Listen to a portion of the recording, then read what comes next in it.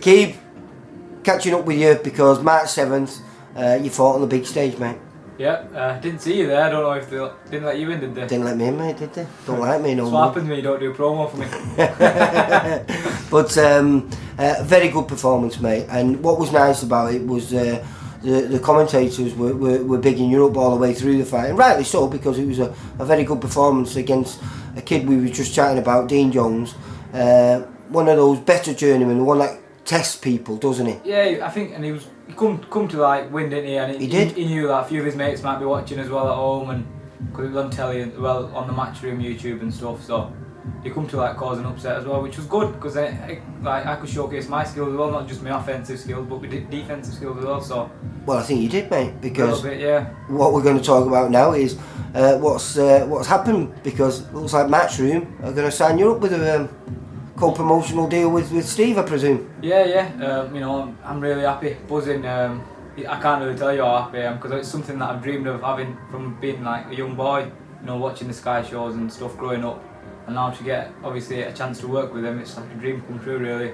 And I feel like over the last like 12, 18 months since I've turned pro, I've just been, you know, been so blessed. Blessings keep being kept, you know, someone up there must like me, you know. And I'm just really blessed, really happy, you know. Well, you know, you couldn't have planned it better, the way your career's gone. Like you say, since you turned pro, what is it? Just December, was it, last year? Well, exactly. January. What date is it today, Lee? March 16th, is it, or 17th? A year ago, my debut today. Was it? Yeah. And then about 2 months before that, though, that you put pen to paper with Steve. Yeah, that's it. Yeah.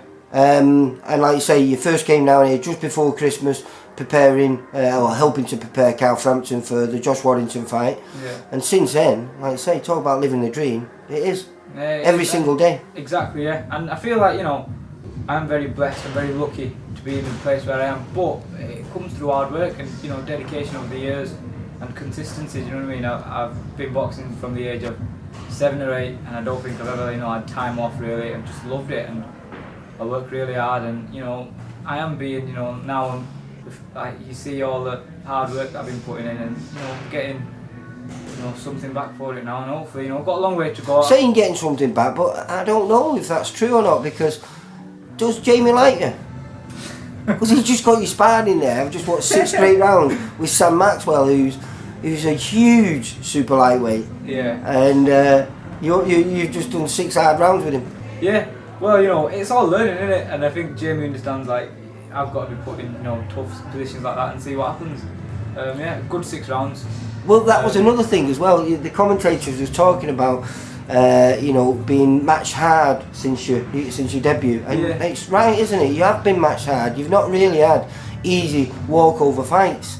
Do you think that's going to pay off further down the line now? Of course, yeah, it has to, doesn't it? Because I feel like some of the prospects out there that are fighting nobodies and, you know, that knockover jobs, when they get in there and they throw in some, you know, challenges and someone who's hitting them back and fighting back, then they'll be like, it's a shock to the system, isn't it? But whereas I've been in there and I've had hard fights, had hard spars, I'm used to being under pressure and used to coming out the other end, you know what I mean, and doing what I've got to do to win. Because by being in this camp and working with Mr. Frampton and the other boys, you know, you've travelled all over the world now, sparring some of the best kids in the world as well, so it must give you great confidence.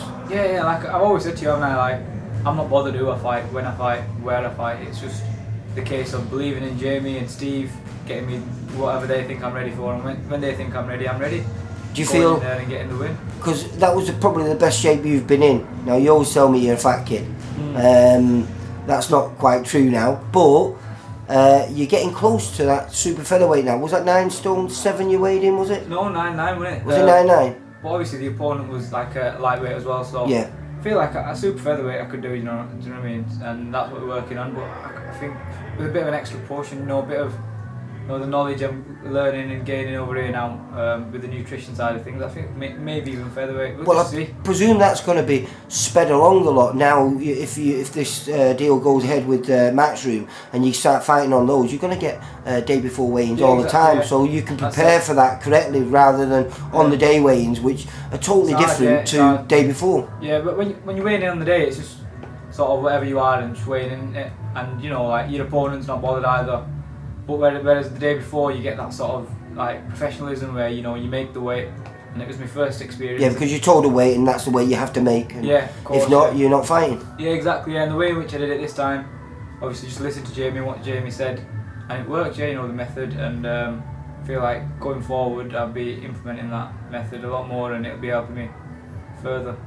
And like you said, you got the whole of Oldham behind you, mate. Yeah, well, I was just gonna say that it was my first like day before weigh-in with like a big stage and whatever. Come out in masses, didn't they, mate? And yeah, it was loud. You know, I really appreciated it. It was good. I think it was the loudest in the room. They were saying so. Without a doubt. So yeah, it was great. I mean, I watched all 4 fights that were shown on Facebook Live, and let's say it was a great performance, and a great performance by your old amateur friend Brad Reed. Yeah, Brad, I watched it a few days ago. Yeah, he did well, didn't he? Yeah. He did really well, but the commentators didn't see it quite the same way that I seen it. I was surprised about that. A lot of the times I don't even listen to the commentary because it can sway you, can't it? You listened to yours though, didn't you? Yeah. No, but I mean, like, genuinely, when I watch the big fights and stuff, the commentary, I don't pay attention to it really, because I feel like, you know, if you listen to them too much, they can sort of sway you and they can, make you change your mind. Mm. And you know, it plays a big part in it, like to a lot of what people seeing outside. They're not hearing the commentary, the judges. No. So you know their decision, what they make, and the end result of the fight, it's completely different to what you've heard at home because the commentator's saying something else. So you can't really listen to them too much. I think. So it could be a very exciting next few months for you, mate. Yeah, I hope so. Yeah. I mean, I think Steve said he's going to get me out on one of his shows soon. Is that before Ramadan? Before Ramadan, yeah. Just stay busy and you know get the fights in, and hopefully we'll see what Matchroom is saying, and you know get me on a nice show somewhere. I'm looking forward to it. I can't wait. You know. Yeah, right. Well, I'm dead chuffed for you, mate. No. And as you said, well earned, mate. That's the thing. You've earned it. Yeah, so congratulations, 5-0, and onwards and upwards, mate. That's it. Cheers, Lee. Thank you. Take care, Aqib. Bye. For all boxing info, news and latest interviews, amateur and pro, across the north, click and subscribe. VIP Boxing Promotions. Also Twitter, Instagram and Facebook.